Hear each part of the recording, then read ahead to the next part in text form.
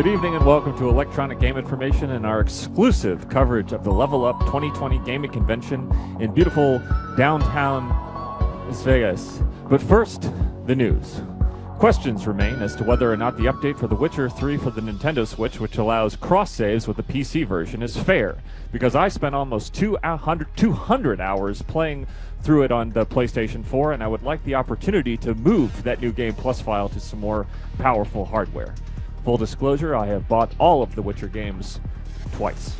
In related news, Hellblade: Senua's Sacrifice has received no significant updates recently. This includes all versions of Hellblade: Senua's Sacrifice. Wolfenstein Youngblood developers Arcane should have made only one Blazkowicz daughter instead of two, and made Wolfenstein Youngblood a fun Wolfenstein game that everyone loves.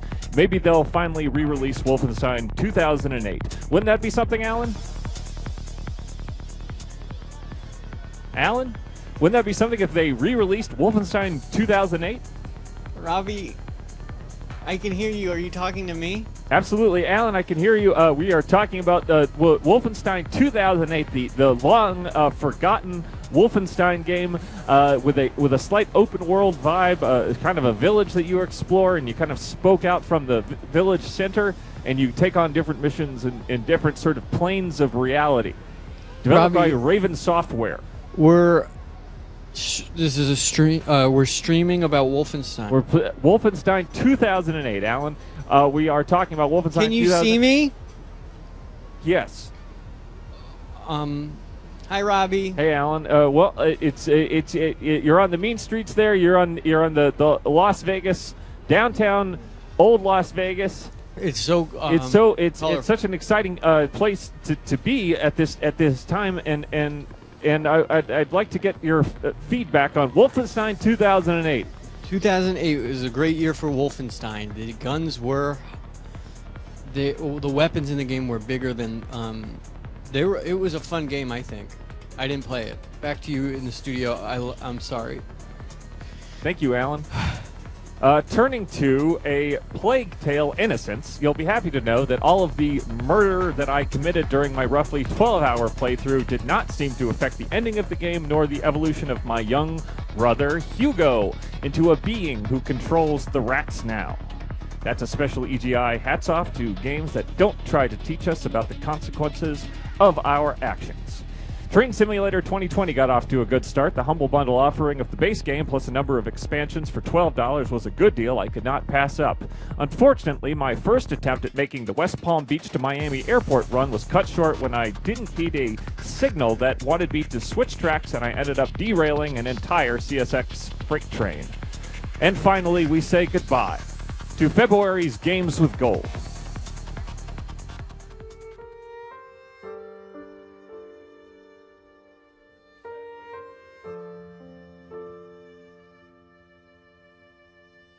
What?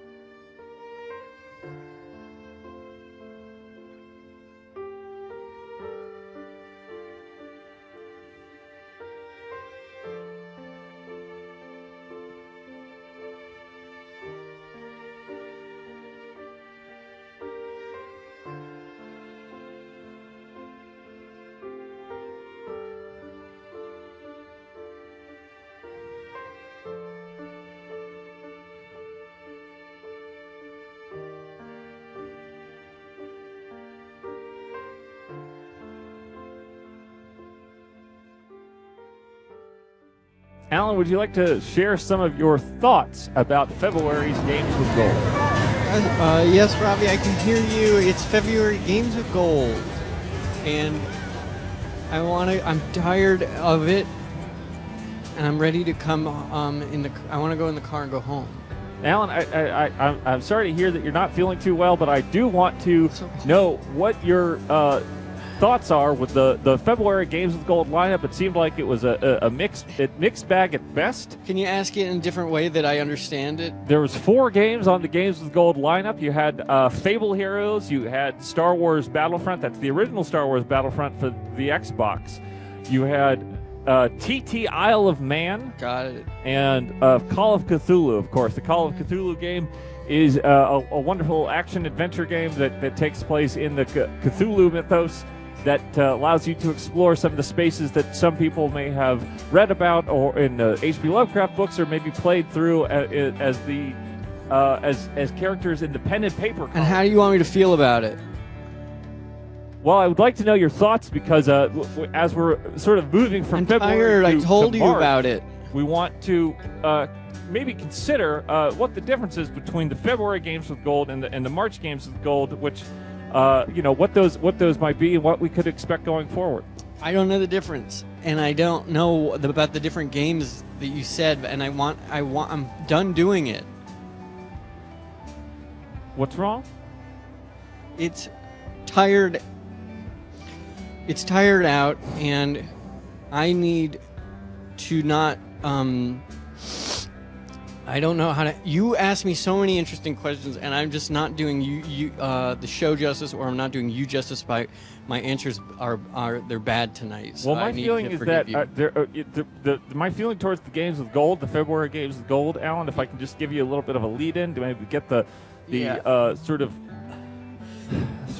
get your chemicals kind of rolling through the system, trying to get things sort of fall into place. And I need a water and a Tums.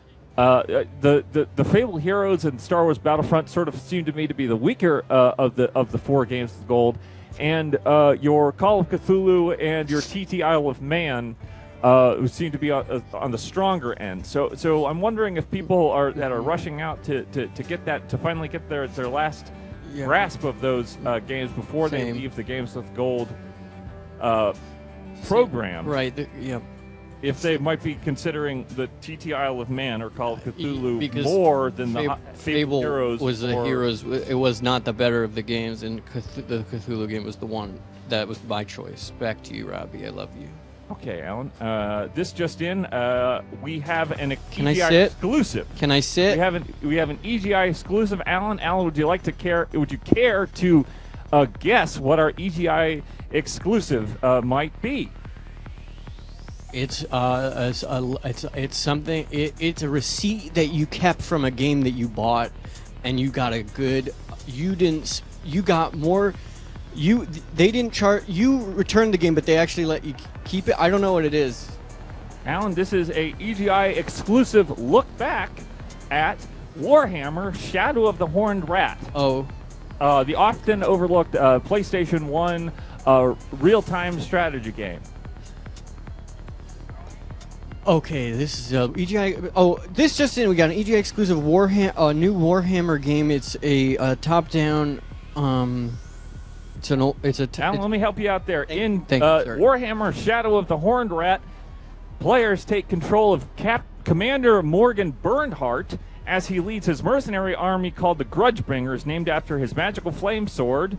The sword. The Grudgebringer. The Grudgebringer. The storyline focuses on the mercenary general's quest to stop a Skaven plot led by Greyseer Thanquol and his pawn, the possessed orc war boss, Urget Ripeye. Is this a story or Paymaster? Al, I mean, you're the Warhammer expert, so I wonder your thoughts on this sort of. It's a PlayStation 1 port of a PC Warhammer RTS. And this is the main story for tonight? This is an EGI exclusive special look back at Warhammer: Shadow of the Horned Rat. Okay, Warhammer: Shadow of the Horned Rat is about Greyhorn the sword. No, it is about players take control of Commander. I'm trying so hard to Morgan Bernhardt as he leads his mercenary army called the Grudgebringers, named after his magical sword. The Grungebringer. The Grungebringer, exactly. So if you're a fan of battlefield control, if you're a fan of real-time strategy games like Total War, you might be interested in the PC version of Warhammer Shadow of the Horned Rat. Because This is an EGI exclusive look back at Warhammer Shadow of the Horned Rat for the PlayStation 1, which was much less well received. So if you're considering the Warhammer Shadow of the Horned Rat, it's a PC game on PlayStation. The PlayStation 1. It was exclusive to the PlayStation 1, except for the PC version. Back to you, Robbie. Back to you, Alan. Warhammer Shadow of the Horned Rat retains its mediocrity on the PlayStation. So it's not good. That is a quote from GameSpot's Hugh Sterbakov. No, that was Trent Ward. No, it was Hugh. We do the next story. Hold on. Back to you. We have some exclusive EGI. Hold on.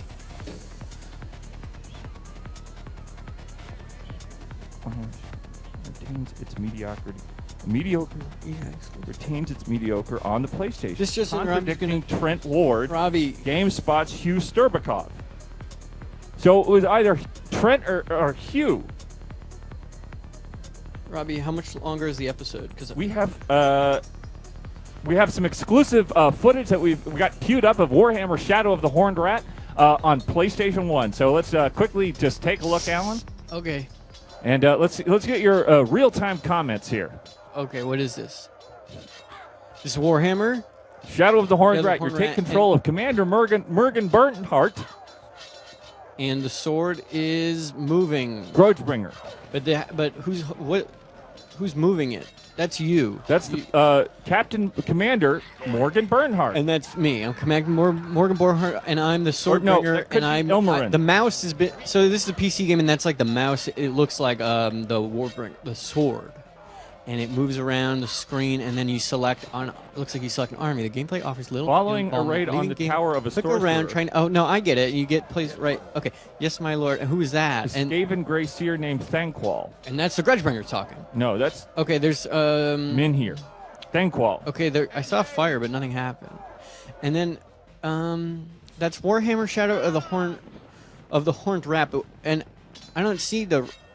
Okay, they fight each other, and then and this seems like a pretty fun game. It's a game about 2,000 graphics is plenty to be desired as well. So that was from GameSpot year 2000 when it was released on the PlayStation 1. The PC version came first, but they decided to port it to the PlayStation 1, which is why we're seeing these kind of slightly different, maybe slightly downgraded textures from what you would expect from a otherwise crystal clear custom engine PlayStation RTS. And Warhammer's is not a video game; it's a real game where you paint a toy.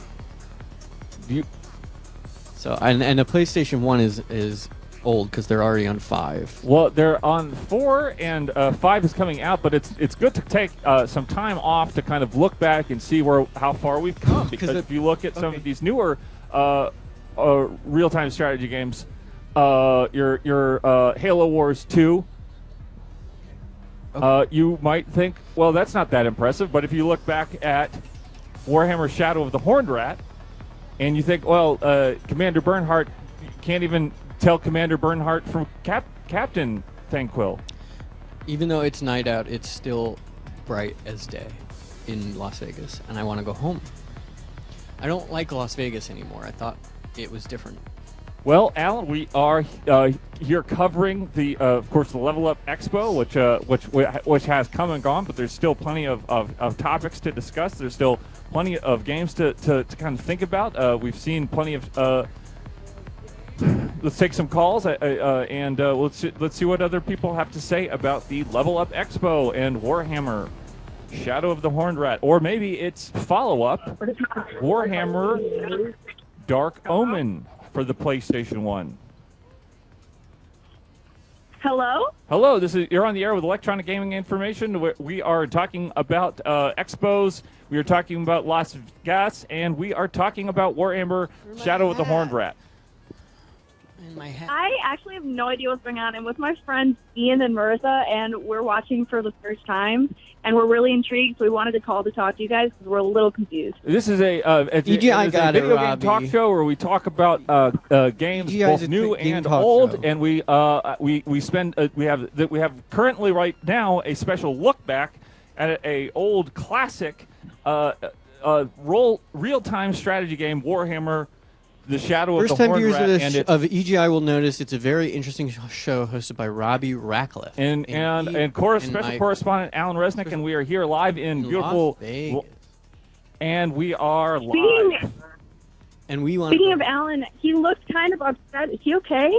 He looks like he needs some water. Alan, I if would I'm love hearing water. the caller right, the caller would like to know what's going on with you. If you're not feeling well, and maybe the caller would also like to know your thoughts on the Sterbakov versus Trent Ward controversy that was dusted up in the GameSpot GamePro I'll address the reviews of Warhammer. I will address the Warhammer controversy first, and then I'll go back to the question about how I'm feeling. Okay.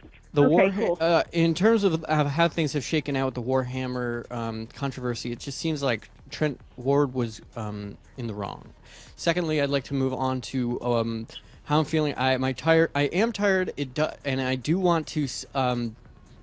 I need to. I've been up for too long. The fun in Vegas is real. What they said. It is just maybe the most fun town in the whole state. And I don't like it because I thought I overestimated how much fun I liked, and apparently I like a very small amount of fun. That being said, Yeah, my because you're tired too hurts. tired. It's making me too tired because I've been up for way too long, and I want to go. I love Robbie, and I didn't want to disappoint him, but I have. Once again, I've let him down. Back to you, Robbie. Caller, if I could get if I can kind of just take the wheel a little bit and steer it back towards the Warhammer conversation. I'd like to read you a bit of a couple sentences from a review of Warhammer Shadow of the Horned Rat. Reviewing the Windows version, a next-generation critic said that while the interface does not allow for precision control of units, the 3D battlefields instigate plenty of thoughtful strategy. Okay. I'm gonna go down. You should keep talking because I don't know how to respond to He criticized the graphics and long load times and summarized that Warhammer delivers a unique strategic challenge, but that with the game's awkward interface and drab graphics, you may find that you have to work at enjoying it. And I do think that is always an issue with these games, these older games when you're going back. You do want to appreciate the historical context of the game, and you want to appreciate how far we've come, but sometimes going back can be a little difficult, especially when you're looking at a kind of battlefield map that isn't as clear as Halo. And I have acid reflux, and we're here for the Level Up convention. Thank you for your call. Okay. Thank you. And we have another caller on the air. Caller, hello. You're here with us at Electronic Game Information and our coverage of the Level Up 2020 Game Expo. We've just covered a great deal of Warhammer Shadow of the Horned Rat history and controversy. So if I might get your thoughts on the Wolfenstein 2008 that we brought up earlier in the show, and maybe we can get that going. Oh, well, I haven't played too much of Wolfenstein 2008, but from what I've seen out and about in the wild... Alan, can you please get... caller, hold on for a second. Alan, please walk back into the frame so we can see you. We know you're there. We know you're okay. We do take out insurance policy on the shows. Sorry, so Robbie. We just want to make sure that we have to be able to see sorry, you at all Robbie. time. Now, Wolfenstein 2008, of course, is often overlooked, and it is often forgotten. You can't even buy Wolfenstein 2008 on Steam. Because they took it down. Some licensing issues with Raven Software and id Software, and I'm guessing some of the people that might have been asked to... Raven Software was such an underrated company. Absolutely. Are you familiar with the Hunter the Reckoning games, Robbie? Absolutely familiar with Hunter the Reckoning. Robbie knows every wonderful game. Multiplayer action RPGs. You can play. It's a party game. It's a have your friends over and go on a quest game. If you're a fan of Hunter the Reckoning, the pen and paper tabletop game, or if you're just a fan of multiplayer gauntlet-style games. Robbie knows every game. You can hook up four.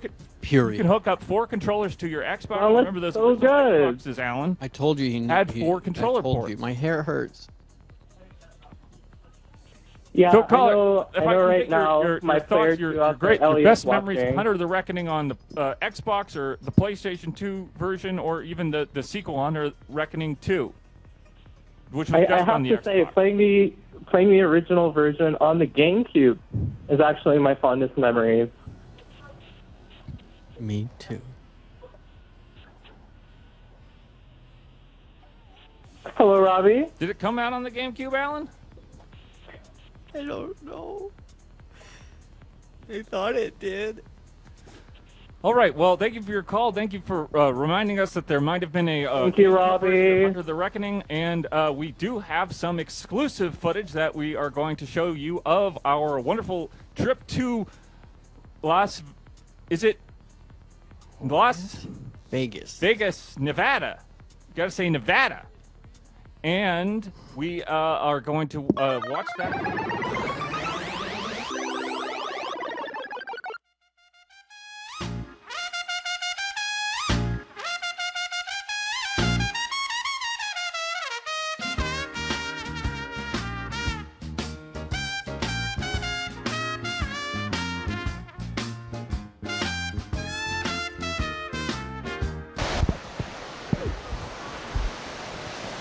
This is Robbie and Alan reporting to you live from the it's the Strip, and we are here reporting live. We're so excited to be in Las Vegas, and we are just got in town. Well, we aren't going to go to the expo quite yet. We're going to take in the sights and the sounds of this remarkable classic American city. It's a classic American city in every sense of the word. And of course, when they say when you're in Vegas, go to the casinos, go to the shopping centers, go to all the resorts, see how big and crazy things can be, how the level of human ambition here, the scale of it is absolutely remarkable.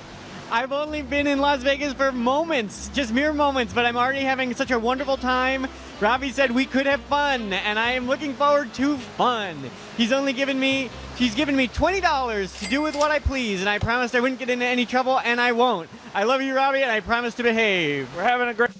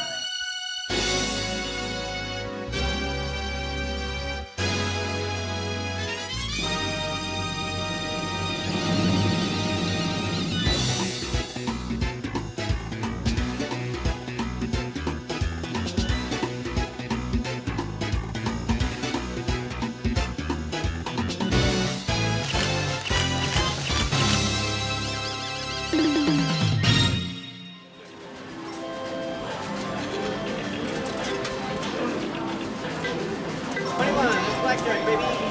Moving on. I'm almost out back at 100, then I'm out cold. I'm not going to play 14. No, I got to get hit. Now it's then with nothing because the ace doesn't count. 17, that's the thing I already have. I'm going to stand. Yes! That's how you play the game. I'm going halfway back to what I was started with.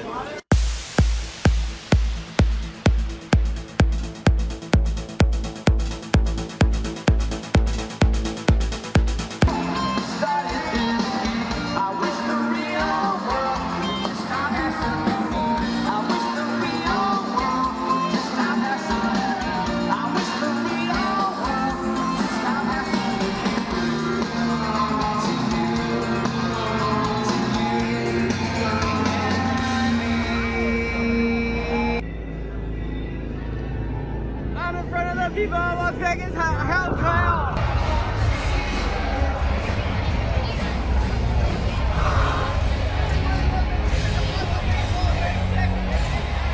Alan, this is just saying Las Vegas could be the most terrifying place on the planet. Wrong. I think everything in Las Vegas is better than in the place where we're from. It seems to be the worst circle of hell. It's obviously everyone here is a demon, and everyone here comes because they have their lives are filled with sin, and sin is everyone in Las Vegas goes straight to hell. What's up? Las Vegas! Las Vegas! Las Vegas!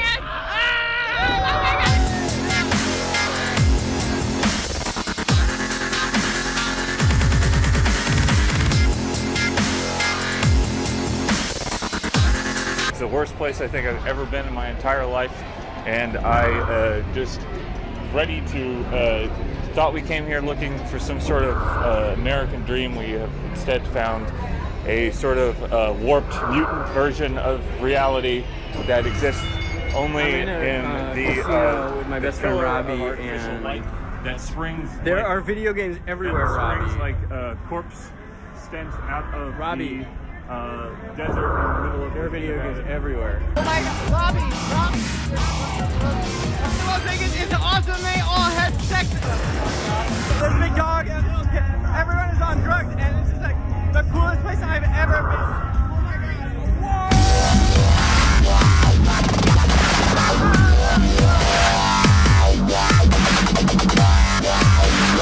God! I've literally made more friends in the past couple minutes than I've made in my entire life, and it is the most fun ever! I really want to know why they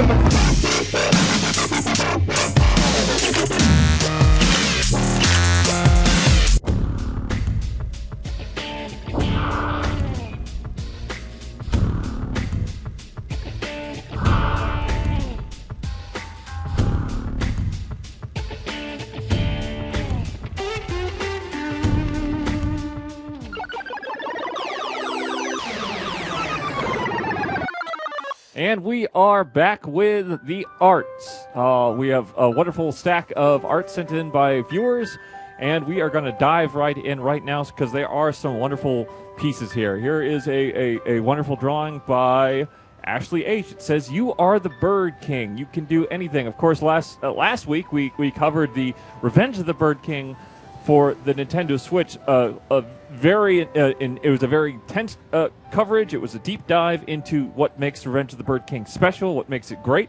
Alan, what do you think of this Revenge of the Bird King fan art with me as the Bird King? You could see. Can you see it? Yes, I can see it. Alan, what Ashley H. drove this wonderful picture of the Revenge of the Bird King. You can do anything, Alan, if you put your mind to it. Absolutely. Ashley H., thank you so much for your dedication to EGI. Wow, what a treat.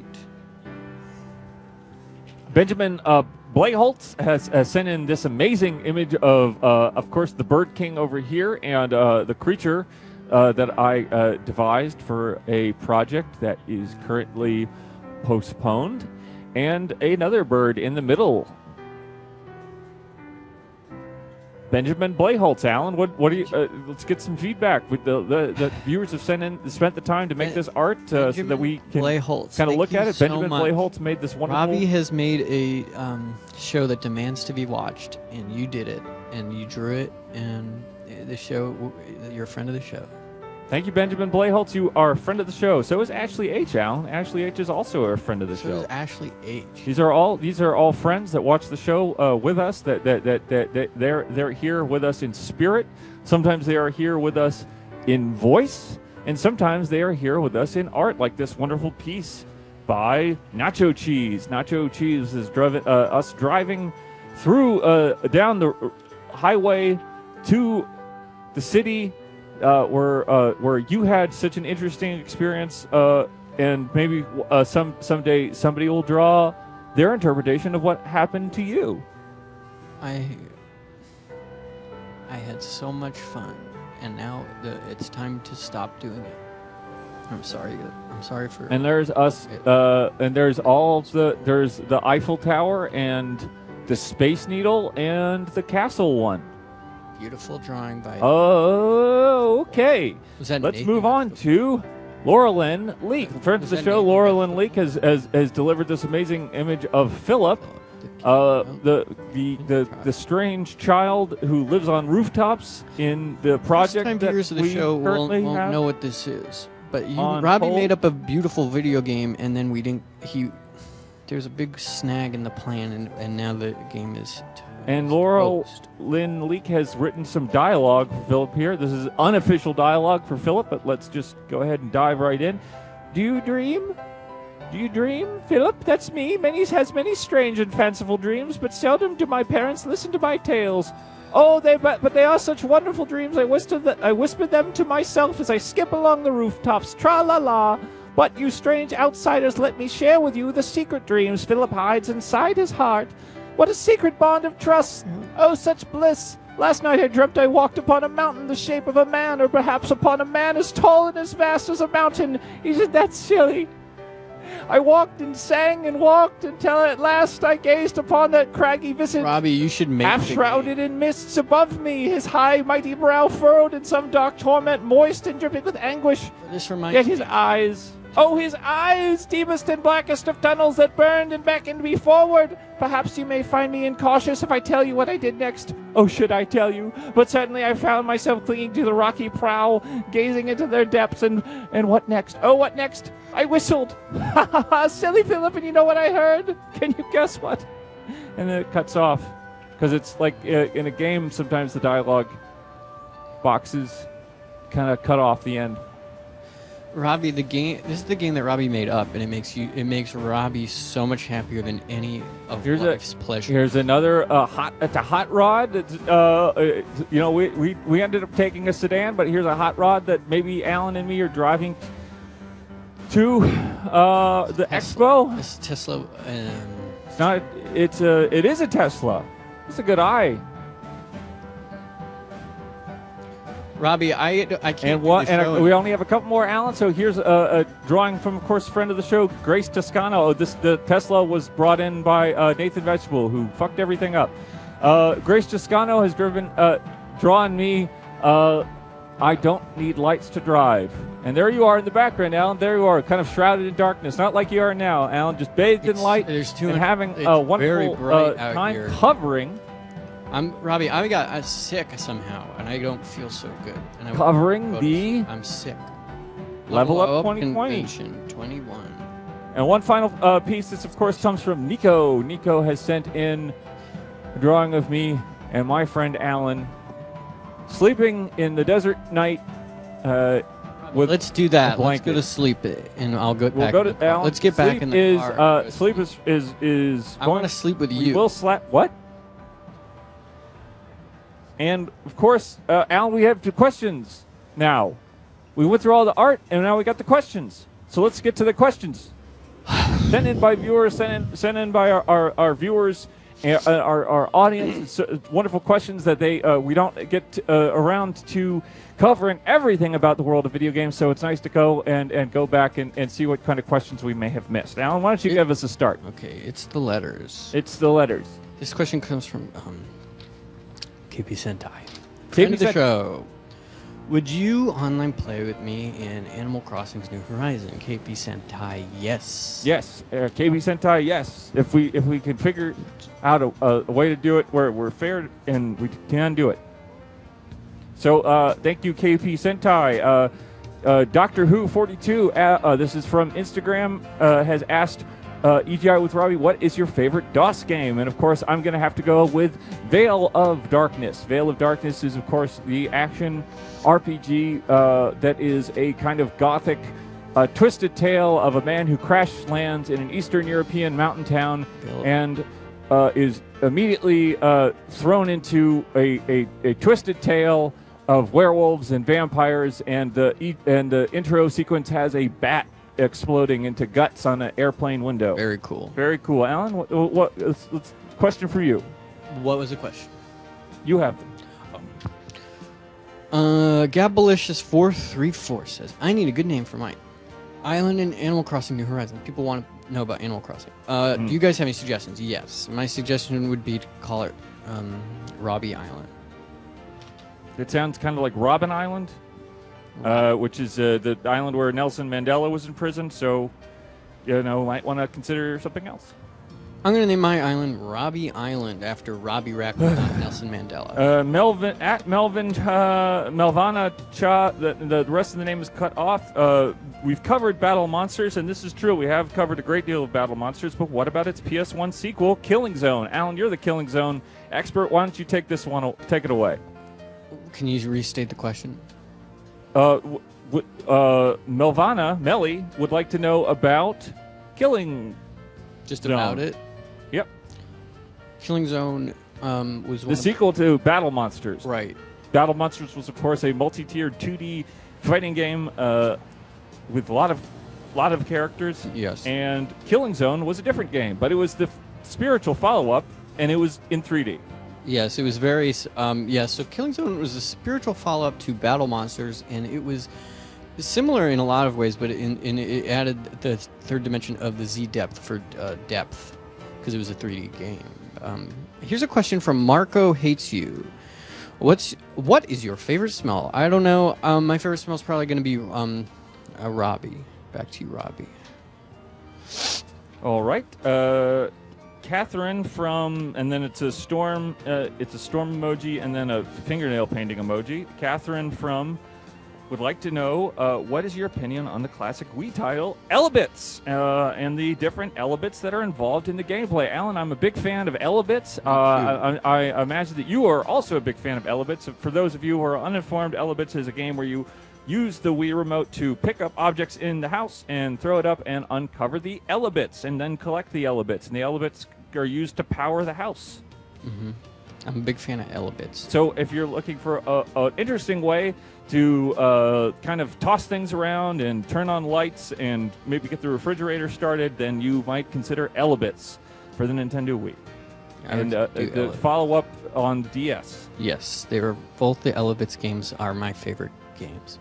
So I'm going to read a question here from Twitter. Oh.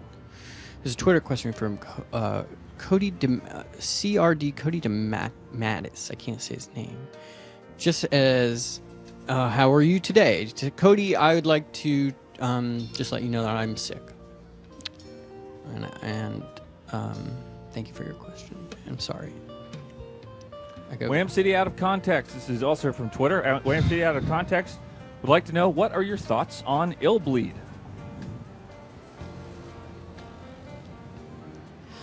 My thoughts on Illbleed are that it was way ahead of its time. It's, of course, the classic survival horror Dreamcast game where you explore a haunted theme park.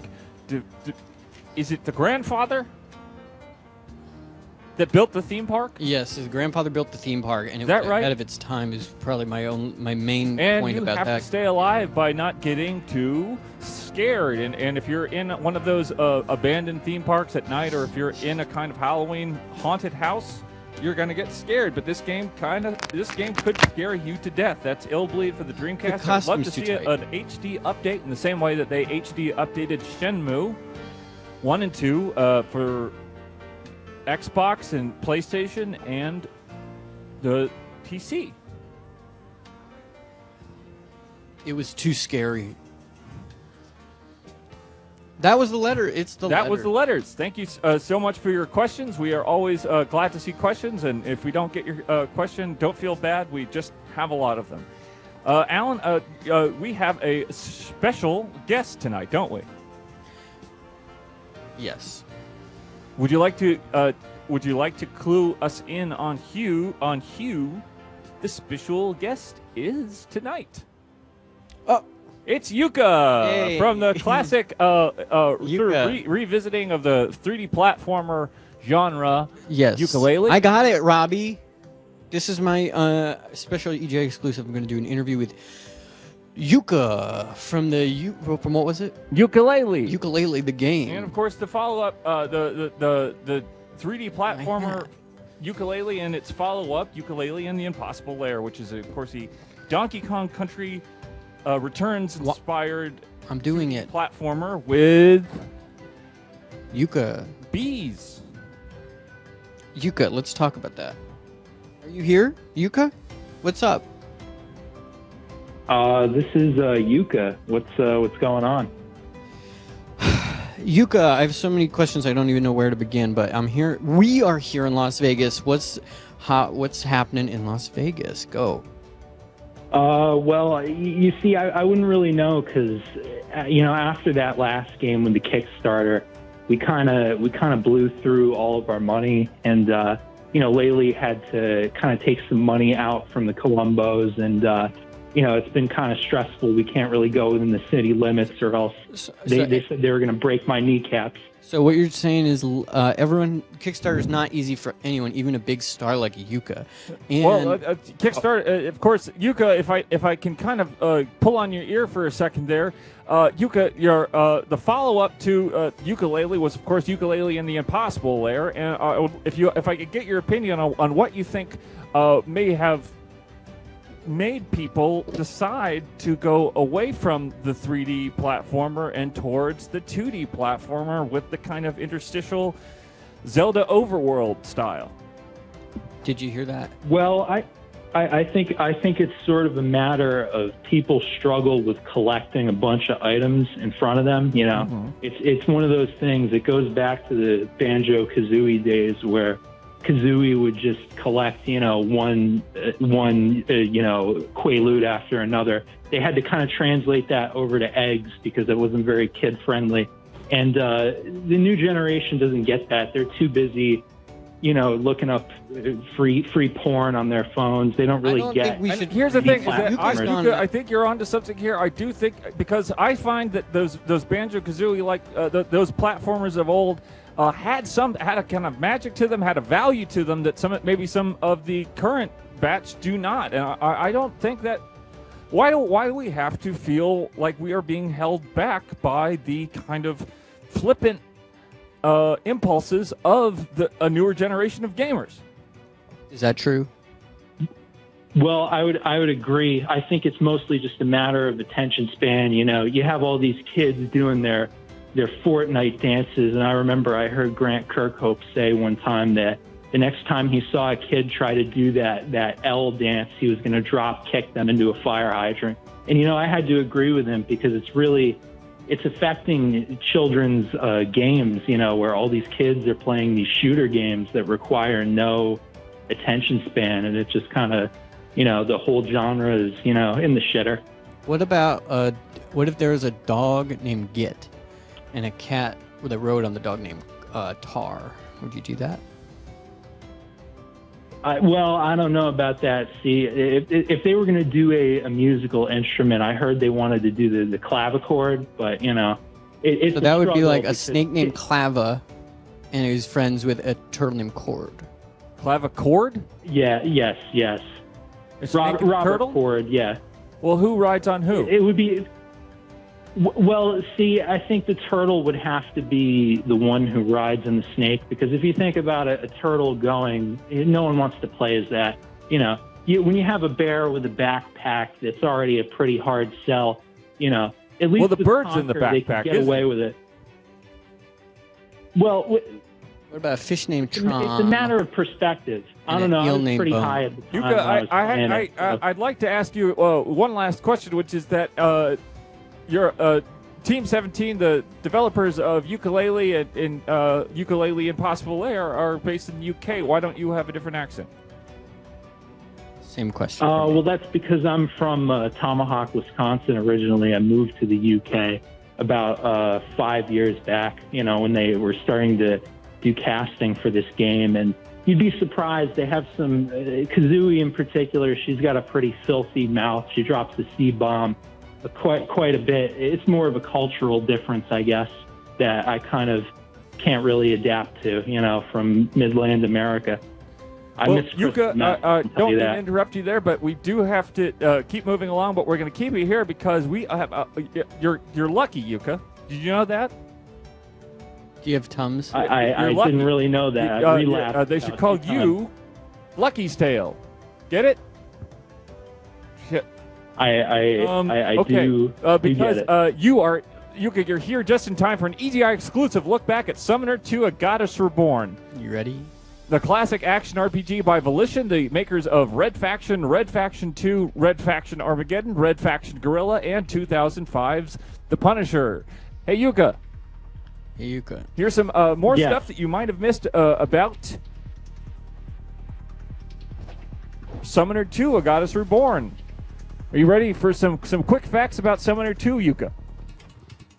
I'm as ready as I can Control get. up to The 3 only different Volition party game members I'm really in Quest, into is Saints Row. real-time combat,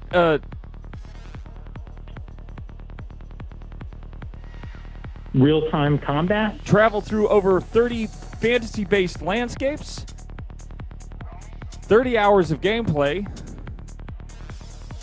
and it was a game optimized for the GameCube. So let's look at some footage of Summoner 2: A Goddess Reborn for our special EGI look back at Summoner 2: A Goddess Reborn on the GameCube.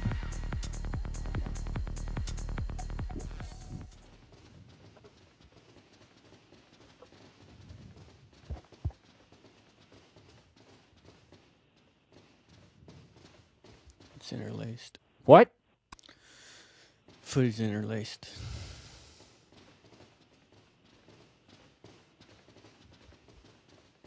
Now, I think this is supposed to be a funny part, Alan. Because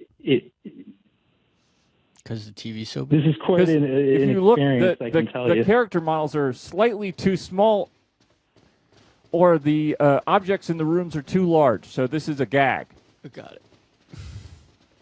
It's funny. This is optimized something. for the GameCube. Requires 19 blocks of memory card space, and it is a single-player action RPG. Volition, they can always come up with something that really makes you feel that effect of secondhand weed. It's quite impressive. Volition, of course, is the creators of the GeoMod engine. GeoMod engine games were allowed you to shoot environments and create dust and debris. But not in Summoner 2: A Goddess Reborn.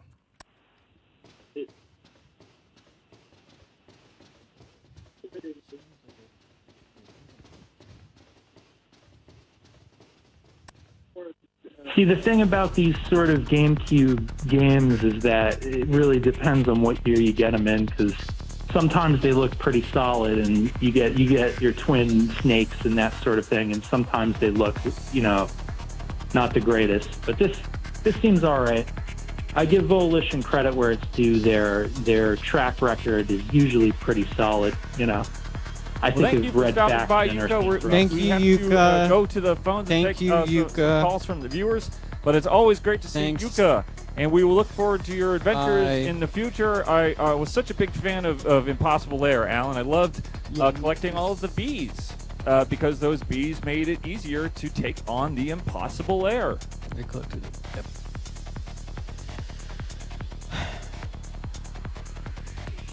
Alan?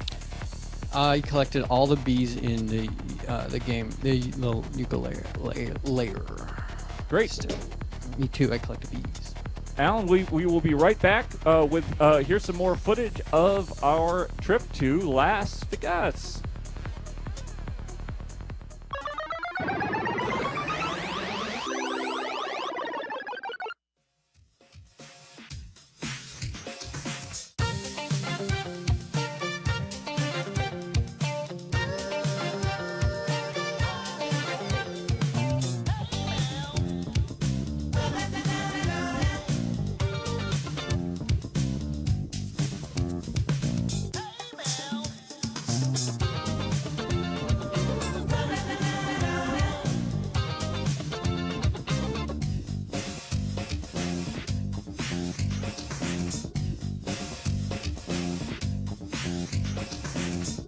This is Robby Rackleff and Alan Resnick reporting to you live for Electronic Game Information. We are at the Level Up LVL Expo in beautiful downtown Las Vegas, Nevada.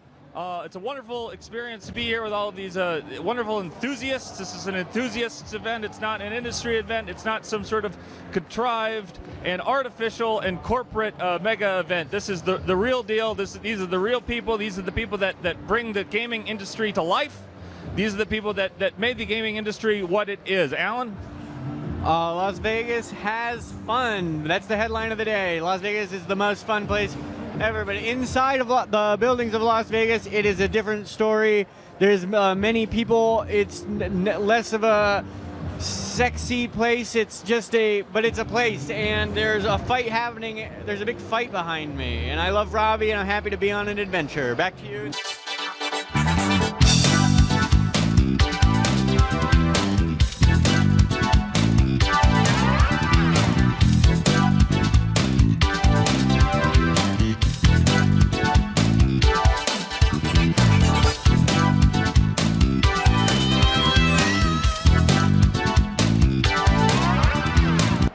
Here is dressed in weird ways. They dress like Robby and Alan, and I don't know who everyone is, but Robby is so smart, and he's been able to pick out and know every single person in the convention hall, and that is one of his amazing qualities. Cammy from Super Street Fighter 2 Turbo. But the matter is, Alan, is that we did come here to try and see. We wanted some Dragon Quest, and we wanted some evidence of the world outside of the industry, the video game industry, the video game world outside of the video game industry. And those are, again, they might, when I say it out loud, when I say it to the uninformed, it might sound like the same thing, but they are in fact two different things. It's a party town, it's a wild town, and everyone gets, everything here costs money, but it also, most of the time, it feels free.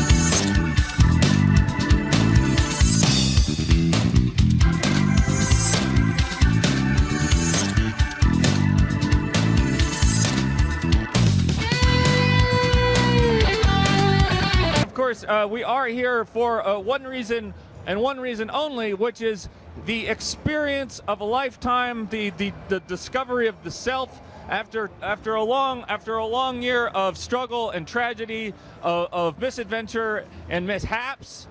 We are here pursuing the most basic human pursuit, which is the pursuit of the soul, the pursuit of the self. And I'm so happy to be here with my friend Alan, to be a part of it, to help me along the way of my journey to self-discovery.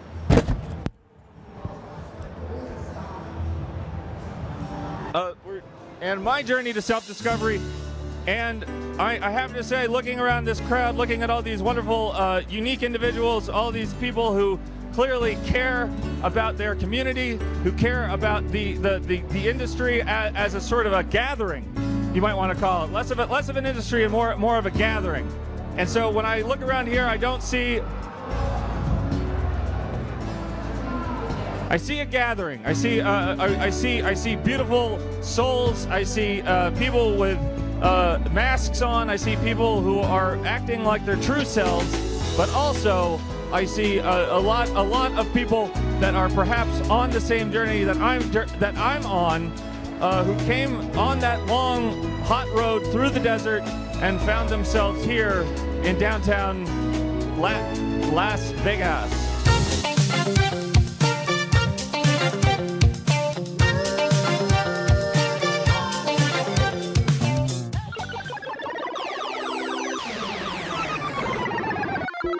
And we are back, and it is time for the list. So let's open up the phone lines and let's get right into action role-playing games that I have not played. Not action role-playings that you haven't played or Alan hasn't played, but action role-playing games that I haven't played. And let's start that right off with Risen 2 Dark Waters. Of course, Risen 2, the action RPG where you play as a pirate. Alan? You didn't play it. I did not play Risen 2 Dark Waters, but I do find that it is an action RPG and it's fine, and I do find that it is on the list because it's a 6 or 7 out of 10 action RPG that I have not played. So let's go to the phones and let's see what we have going on. Hello, caller, you're on the air with Electronic Game Information. It's the list. Action RPGs that I have not played. It's the list. Alrighty. I would have to say Princess Maker on the Switch. Things happen. Princess Maker on the Switch is of course, a 7 or 8 out of 10 game. It's not on the list, but I have not played it. So thank you for your call. And I'm wondering if you have any other, if you've played, or know if I've played Risen 3, the Titan Lord. I'll PayPal you money for water and Tums. Thank you. What's your PayPal? I'll PayPal you money. No, it's all fine. It's all. These are all action RPGs. These are oftentimes budget action RPGs. And Alan, if you can just throw your weight in here and give us a little bit of a readout for Alpha Protocols. Yeah, Robbie. Alpha Protocol is an action RPG on one of the consoles, and Robbie didn't play it. I didn't play it, so it's on the list. And thank you for your call. We have another caller on the air. Hello, caller. You're on the air with Electronic Game Information. It's the list, and it's action RPGs. These are action RPGs that I haven't played, so this is kind of a guessing game. You're kind of guessing which games I've played or which games I haven't played, and also we're trying to sort of truncate that because there are a lot of action RPGs that I haven't played, just the ones that are 6 or 7 out of 10 scoring games. Yes, I usually play games that are 8 out of 10 or above, like pretty much exclusively. So if I hear a game that's 6 out of 10, I pretty much just toss it in the garbage. That's not even worth 50 cents at GameStop. Thank you for your call, and of course we are going to keep on moving down the list because we do have a lot of games to think about because, Alan, we're going to talk now about Two Worlds 2. Okay, we are? Let's do it. I'm on board. Two Worlds 2. Two Worlds 2. Is the list... Is that the notes are... What is... Two Worlds 2 is on the... we have another caller on the line to talk about Two Worlds 2. We're going to talk about it. Two Worlds wasn't that an open world game? It's an open world game. It's an action RPG game. I haven't played... I played the first one, but I haven't played the second one. Two Worlds 2. Huh. Well, I believe it was like a medieval fantasy game, RPG, but...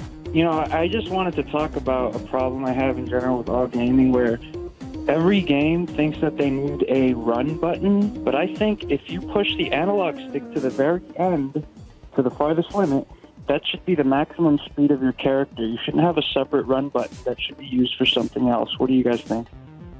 Caller, I think that's a wonderful thing to think about. I do like the pipe dream. I do like the stargazing. I do like the cloud bursting that you're doing. It's an interesting idea and a wonderful way to think about how to travel through or explore these large action RPG worlds. Thank you for your call. Next caller on the line, please. Hello, caller. You're on the air with Electronic Game Information. We are talking about action RPGs I haven't played. 6 or 7 out of 10 action RPGs I haven't played. This is the list. This is the list. You have to tell people it's the list. I told them the that game it's that it says on the list on the bottom of the screen. I keep saying hasn't been made yet. I say what the games we're covering on the list. You're right. It's fine. I'm hacking a Pokemon game. Pokemon is, of course, not on the list. Not an action RPG. It is a turn-based, sort of collecting animal. Throw them the ball. Wrap them up in the balls and toss them at your friends kind of game. So thank you for your call, but not on the list, unfortunately. Would you take to the Control, of course, is the follow-up to Sacred, the action RPG. I have not played either of them, but Sacred, I couldn't find if it was a 4 or maybe a 3 or 4 out of 10 game, but the Sacred 2 did seem to be a 6 or 7 out of 10 game, and it takes place 2,000 years before the first Sacred game.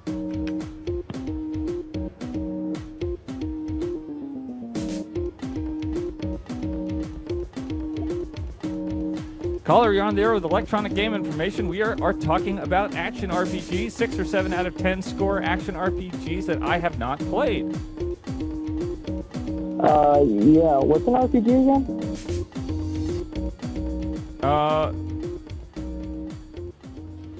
Arcania Gothic 4. Oh, okay. Okay, thank you. Thank you. Thank you for your call, and that was the list.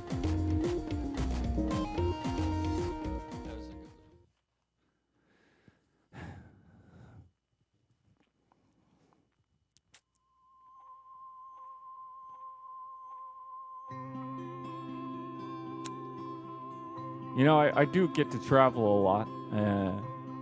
I do get to meet a lot of new people. I get to talk to people and get their thoughts on what gaming is today and what they think gaming will become. But at Level Up, I kind of felt like I was just present. And I was there with people who were just present and who were just ready to accept the things as they are and not worry about the way that things once were or the way that things might become in the future. And I respect that. But I also feel like there needs to be a greater emphasis on games like Summoner 2, A Goddess Reborn, Warhammer, Shadow of the Horned Rat, and Risen 2, Dark Waters. These games cost money to make. They employed people. And there's a weight to them. They don't just get to vanish. We don't just get to forget. It might not be Smash Brothers.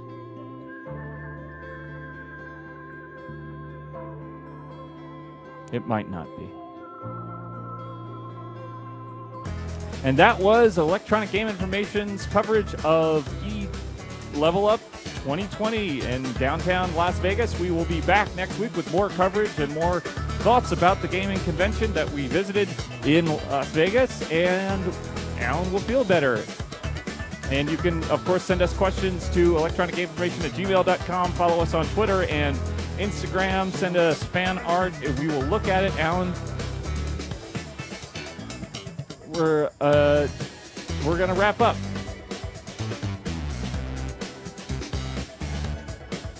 We're wrapping up.